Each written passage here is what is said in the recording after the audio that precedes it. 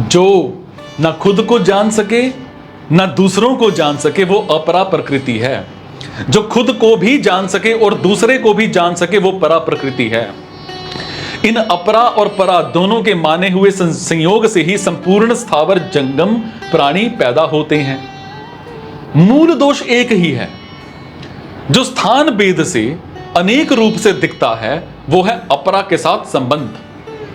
इस एक दोष से ही संपूर्ण दोष उत्पन्न होते हैं। ये एक दोष आ जाए तो संपूर्ण दोष आ जाएंगे और ये एक दोष दूर हो जाए तो संपूर्ण दोष दूर हो जाएंगे। इसी तरह मूल गुण भी एक ही है। जिससे संपूर्ण गुण प्रकट होते हैं वो है भगवान के साथ संबंध। अपरा को चाहे नित्य माने चाहे अनित्य माने, पर उसके साथ हमारा संबंध अनित्य है। यह सर्वसम्मत बात है। यह संबंध ही जन्म मरण का कारण है। यही संसार का बीज है। मैं संपूर्ण जगत का प्रभव और प्रलय हूं।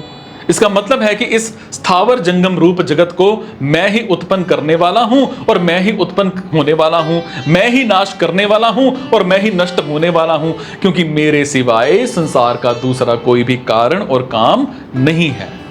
अर्थात मैं ही इसका निमित्त और उपादान कारण हूं। सो जगत रूप से मैं ही हूं। भगवान ने कहा है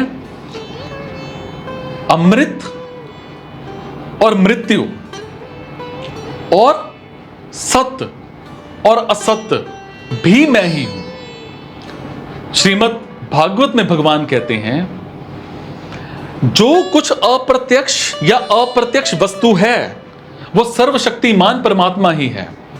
जो कुछ सृष्टि प्रतीत हो रही है इसके निमित्त कारण भी वो ही हैं और उपादान कारण भी वो ही हैं। अर्थात वो ही विश्व बनाते हैं, वो ही विश्व बनते हैं, वो ही रक्षक हैं, वो ही रक्षित हैं, वो ही सर्वात्मा भगवान इसका संहार करते हैं। जिसका संहार होता है वो भी वो ही हैं।